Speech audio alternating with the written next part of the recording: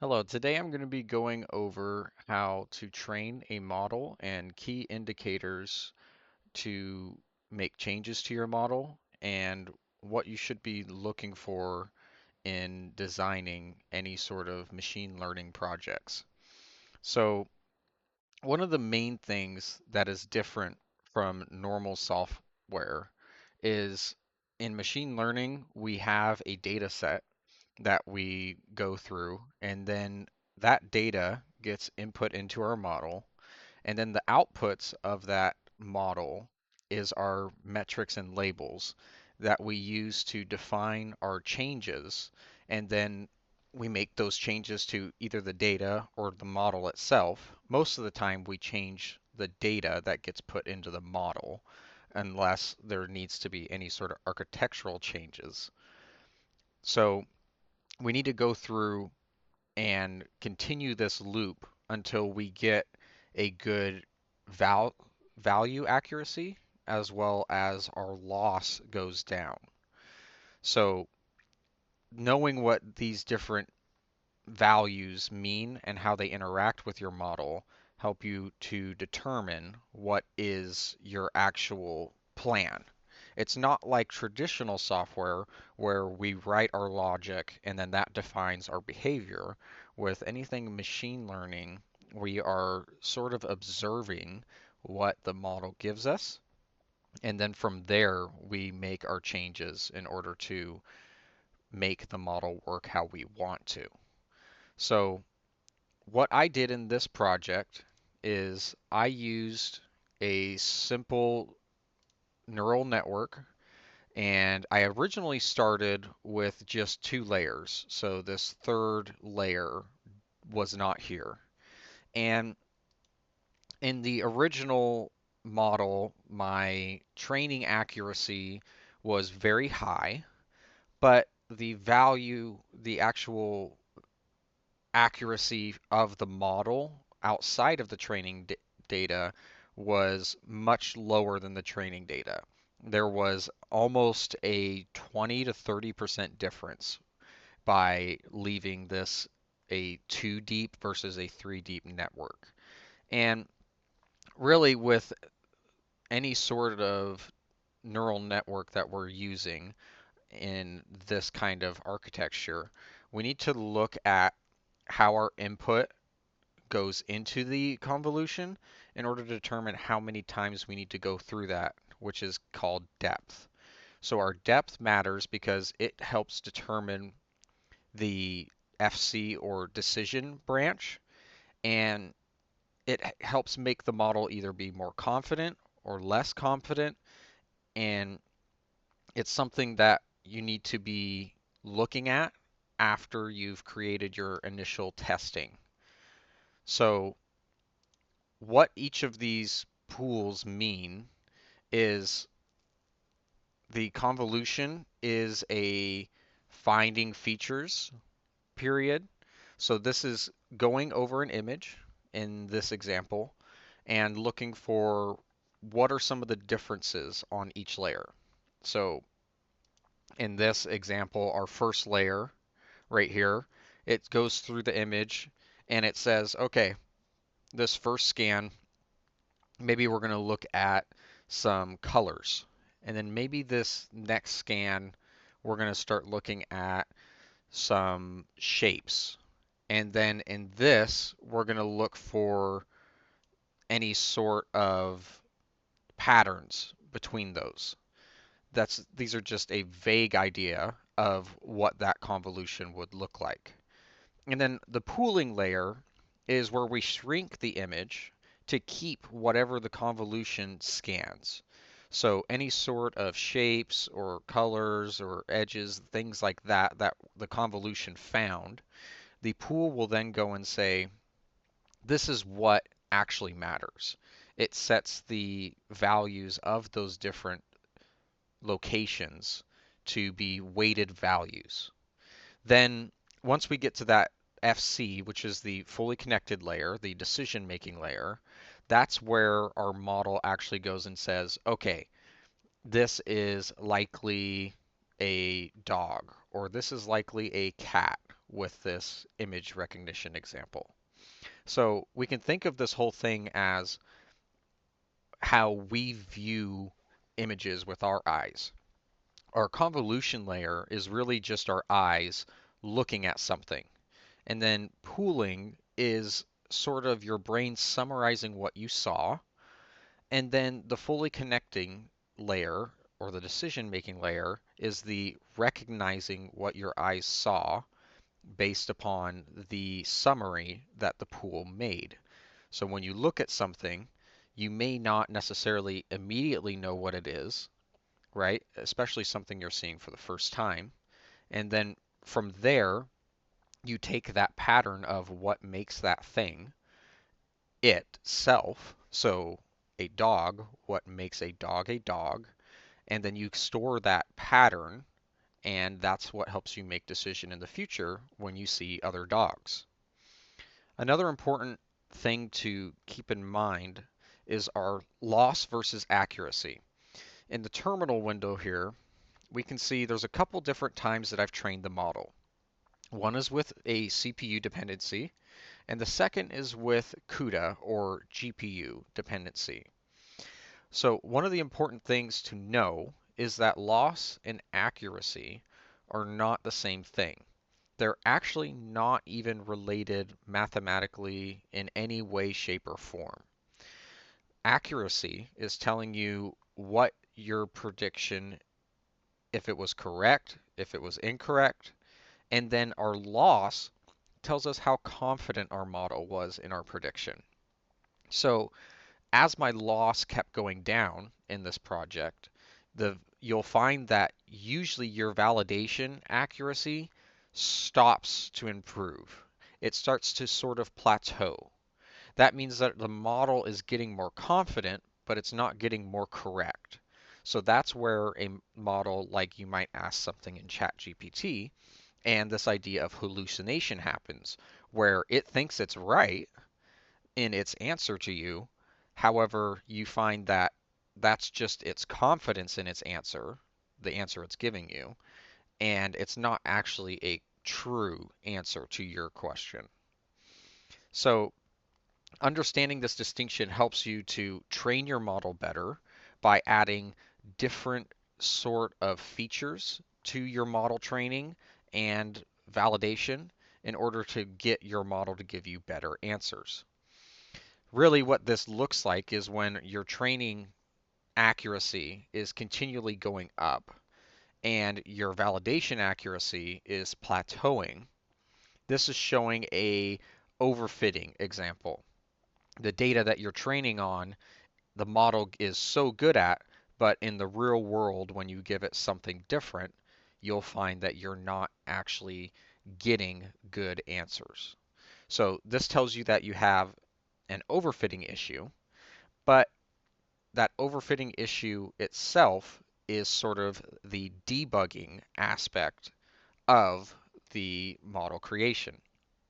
It points you in the direction of the problem, and then you can go and make changes to this problem, like regularization or data augmentation, or more than likely, a architectural change, which would be something like increasing the depth layers of the neural network. So, for example, in my project, one of the first things that I tried was regularization. And we had a optimizer in here who originally we didn't have any sort of decay. We just left it with no weights whatsoever. Whatever the model came up with is what it had for each of its weights on different things that it thought was important in the image.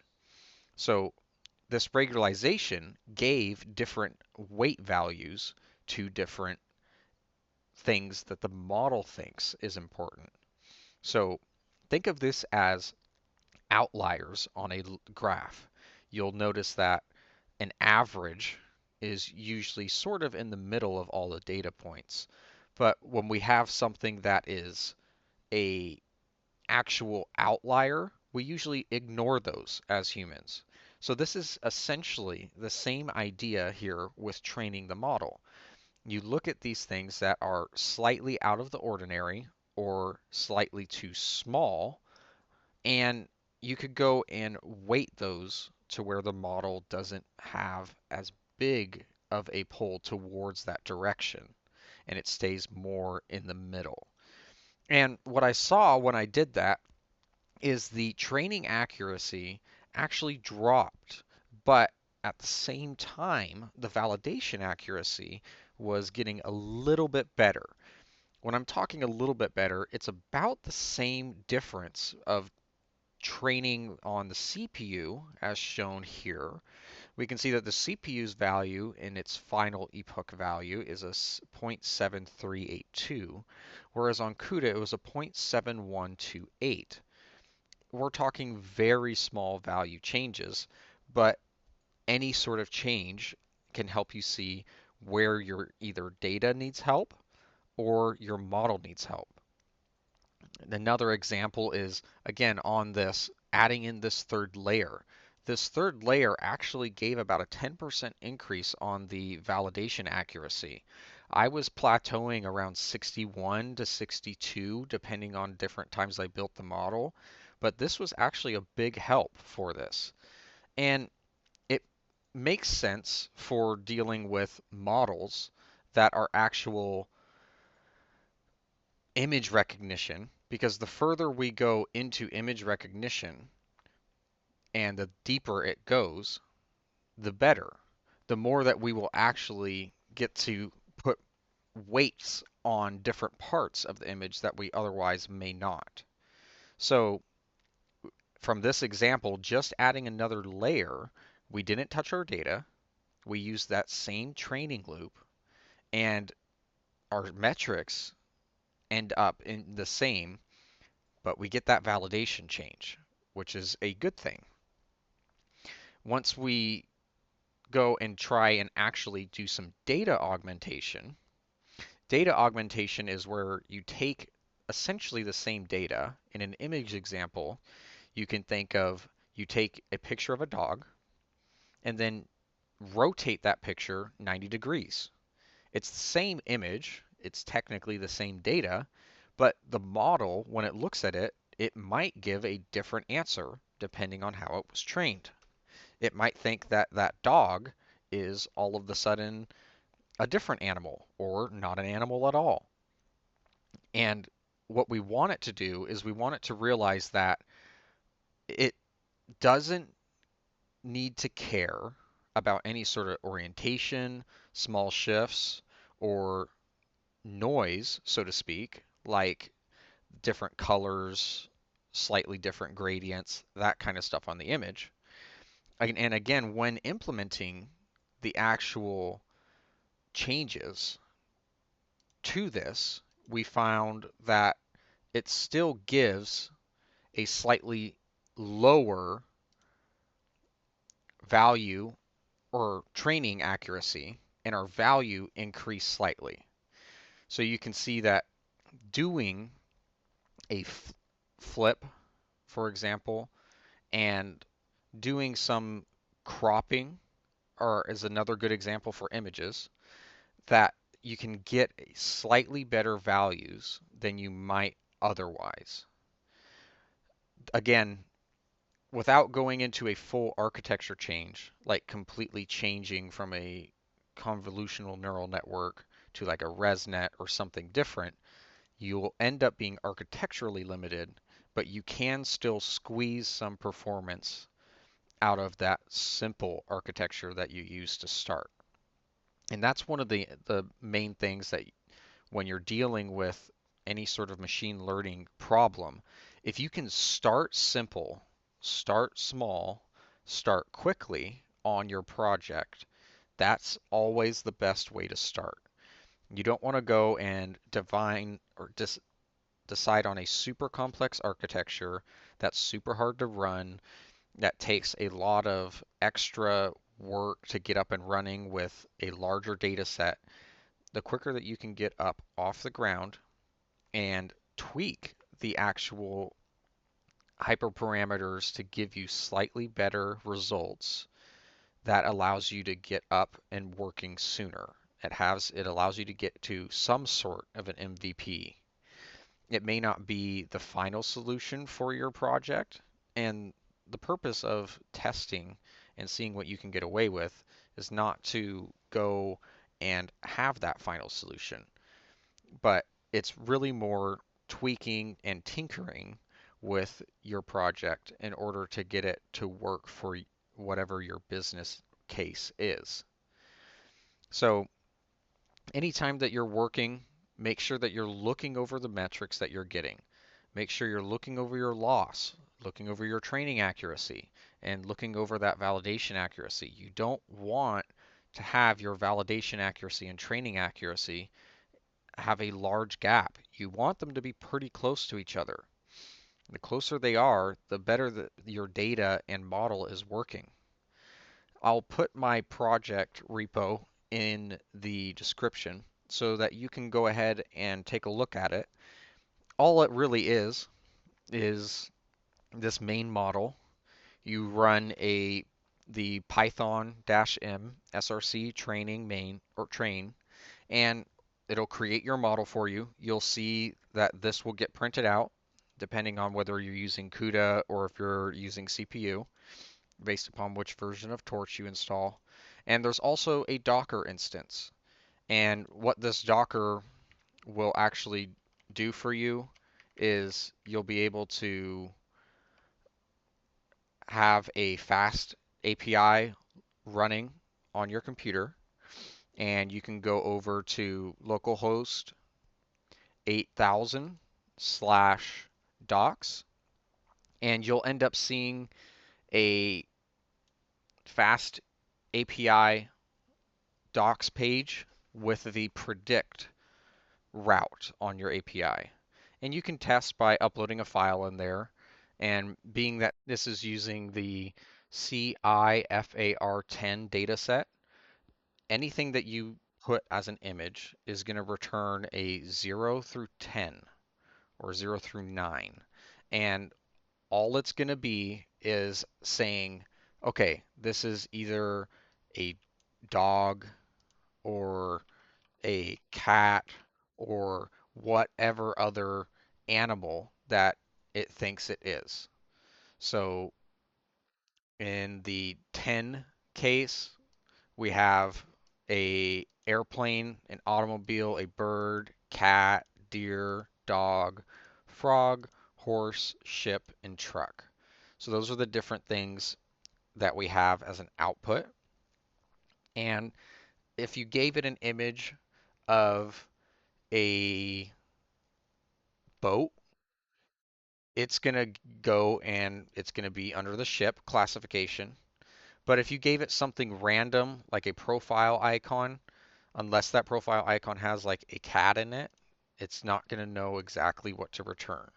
So keep that in mind. If you're giving it something that it has no idea how to use, it's not going to be able to do anything with it. But you can play with this and you can tweak with the different values. Like you could do more data augmentation if you wanted to. You could go into this and change the different weight decays. You could go and add more epochs if you wanted to. You could go into here and add more depth if you wanted to, adding more layers.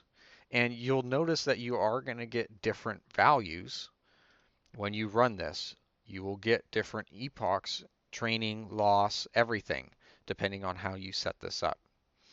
So keep in mind anything that you're working on, look at what the model is telling you and make your changes based upon that.